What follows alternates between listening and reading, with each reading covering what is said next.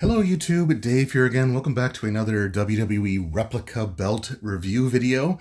Today I'm going to be taking a look at the 18th replica belt in my collection. I've set 20 as a hard limit for myself, and I'm not sure what would fill the 20th slot, but I know that the 19th slot, what would fill that. And then there are some other belts that I would love to have like an upgraded version of. But it would involve me having to sell the current version that I have to replace it with the updated version. But we're not really here to talk about that. We're here to talk about this particular belt here today. This is the Intercontinental Championship version 2 replica. So this is the current Intercontinental Championship title belt. And we'll talk about my thoughts on the design overall near the end of the video, but I was not impressed with the redesign of the Intercontinental Championship. But this version is at least better as far as I'm concerned because it just is a little bit more visually interesting. So this is the belt bag, just a standard belt bag. It does show the center plate there. But let's go ahead and take a look at the main event. The belt itself. So this is the new Intercontinental Championship replica.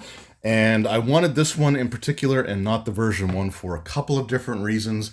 But we'll start by going sort of end to end here. So we do have our snap box. The strap on this is actually really nice as well. I don't think it's quite as good as the Undisputed Championship strap is, but it is one of the still better straps overall in terms of its softness and flexibility. We've got the WWE logo there with sort of like the pebble texturing or the texturing in the box area there. We've got our standard side plate, which unfortunately is still painted black, but that's fine. I guess it gives a little bit of contrast there. You can tell I've been handling this belt because there's already like fingerprints on it that I forgot to wipe off before I started this video. But we just have our standard side plates with the mock stones going around it. This would be something that I kind of wish they would have put the actual gems onto, especially for the version 2. But it's fine. They want to save stones for like their major like world championships, and I get it, but you can tell that this was designed to have stones on it like 100%.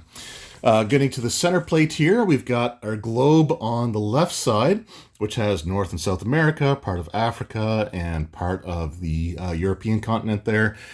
The other side of the globe has the rest of Europe along with Asia and Australia. Then we've got our other side plate here, a bigger box with the WWE logo in it, and we've got our belt tip here. The back of the strap just has the covered screws, except for the ones for the side plates there, so nothing particularly fancy on that one. But we do have the rest of the center plate, and we've got the Intercontinental Heavyweight Champion. The heavyweight's sort of actually in its own separate banner there. And we've got the ring from above along with a stacked on globe with just the WWE logo on it, but no continents. But the blue color, I really think, does add quite a bit to it. It does come off darker on camera than it is in person, but I still like the fact that there's actual color here. We also have like the wreath design, like the laurel wreath design. And we've got going around the plate, we have what, again, probably would have been a spot for some like cubic zirconia or like diamonds going around it. But yeah, it's just it's a design of the championship belt that's really grown on me over the last little while. I think it was really Gunther's reign that made me start to appreciate this championship design a lot more than when it first debuted. So the original version was the exact same, except these globes were all black. So you only had gold and black and nothing else, like no other colors on there. So even the original Undisputed Championship, which had a gold and black paint scheme, even it had extra colors on it. So like the shields would have the McMahon family crest on it. So they had like a white background and they had a red banner. So there was just a little splash of other colors on there, but this one was just black and gold. And I really didn't like that look. But with the blue on there, it definitely helps. Again, I think that it would be cool if they actually put the gems in on on these belts. I think that would have been sort of a big improvement as well. But one of the things about this version 2 replica also that is way better in my opinion than the version 1 is the actual thickness of the plates here. Now, these are hollowed out plates because it's a replica, and I know people get upset by that, but let me tell you, after having that Undisputed Championship belt with me for the Money in the Bank pay-per-view, after several hours, that belt got uncomfortably heavy on my shoulder. And I don't mind that these have a little bit less weight to them because, if you're taking them with you for anything, the heavier it is, the more uncomfortable it gets as time goes on. But yeah, these plates are incredibly thick.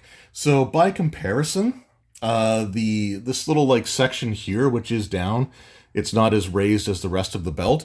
On the original version was like maybe 3 millimeters thick, whereas here, they're probably like a good like 5 or 6, maybe even up to 7 millimeters. I think it's 10 millimeters for the entire plate.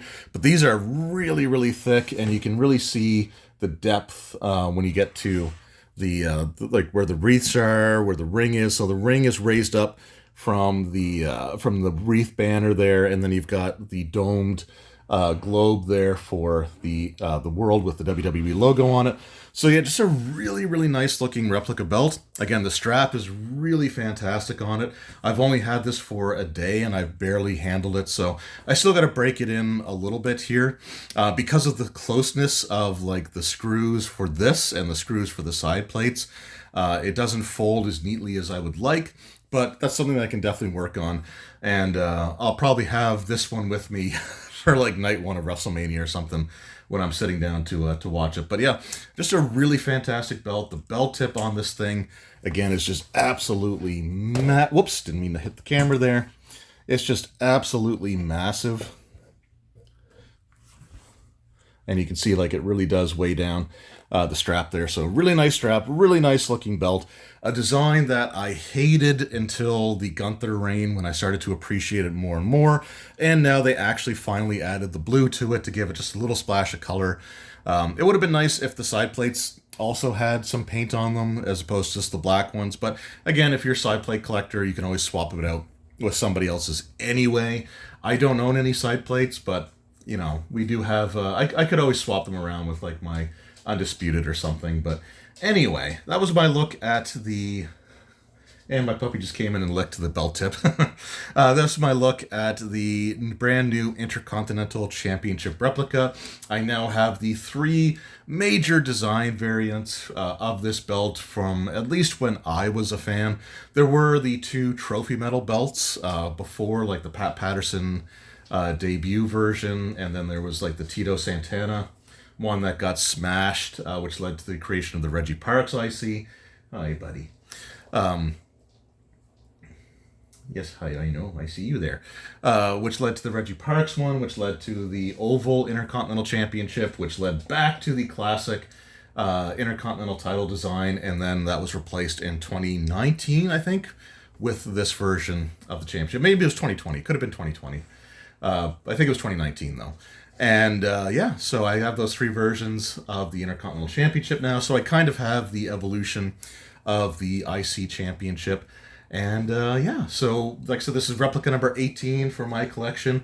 Number 19 is reserved for the block logoed Oval Intercontinental Championship on the black strap with the brown croc backing that debuted the night after WrestleMania 14. That was one of when J-Mar had redesigned all of the different championship title belts. So that is reserved for slot number 19. I don't know what number 20 is, but there are a couple of belts that I would love to get an updated version of. For example, like if I could get a block logo European Championship that's on the green strap with the red backing, then I would absolutely sell my current European Championship to go contribute towards buying that updated version. Again, it would also be like the newer belts also have better curves on them. So that European title, the center plate's pretty flat. It has a very, very subtle curve to it, but it's a relatively flat plate. Same thing goes for my big scratch or my scratch logoed Big Eagle belt. Like that's one that I would be willing to replace if they came out with one that has plates like the block logo. but instead it just has like the scratch logo and on it instead. So I would love to get an updated version of that. And I think the same thing goes for the Smoking Skull, like to get a Smoking Skull belt with a bit more of a curve to it, and a better simulated strap that has like the actual tooling on it. I think would be pretty cool to see. But I don't know what like the 20th belt would be that I would want to actually have as far as the design goes. I'm pretty happy with what I have now, so it might have to be reserved for like a future championship belt. But anyway, let me know in the comments below. What are your thoughts on the current Intercontinental Championship? Do you have these replicas in your collection? Do you have the version 1 with the slightly thinner plates and the all black paint scheme? What's your favorite version of the Intercontinental Championship of all time? Mine would be the black strapped classic Reggie from like the Razor Ramon era. Although the gold strapped one that Goldust had was also pretty cool looking. Anyway, thank you all so very much for watching. I appreciate it, and I will see you all in the next one. Until then, take care.